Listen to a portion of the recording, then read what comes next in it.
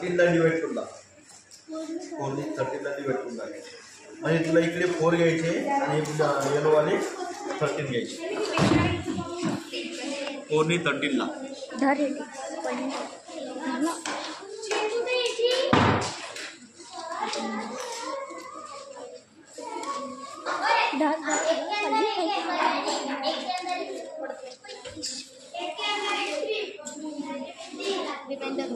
किती लाईन झाले वरती, किती लाईन झाले?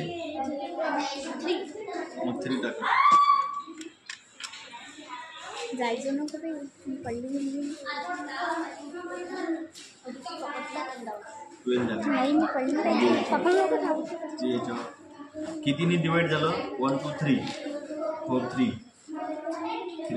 टोटल किती झाले? 12. रिमाइंडर किती राहिलं? समजलं? Very good. अजून कोणाला समजलं आहे? चला आपण आता दुसरं घेऊया.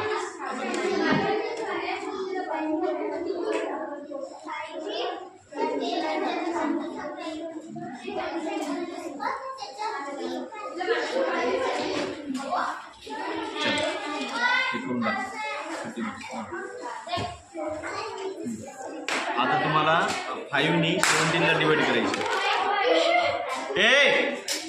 शांत राहा. 5 ने 17 ला डिवाइड करायचे.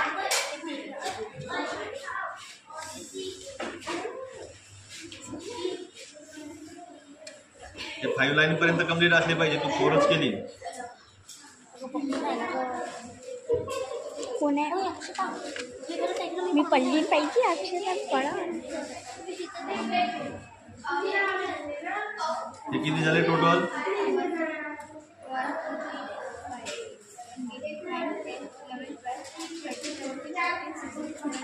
17च पाहिजे तुला.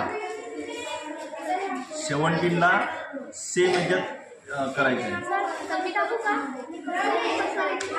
कर तू कर. हां कर. तसं नको करू. 1 मिनिट थांब. तू कर. ही एक राहिली ना. तू कर तू कर.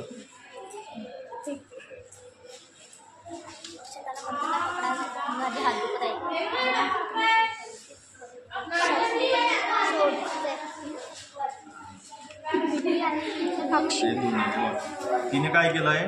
थांब कर. तिने काय केलंय? सारे आपण डिवाइड करतो. लक्ष दे.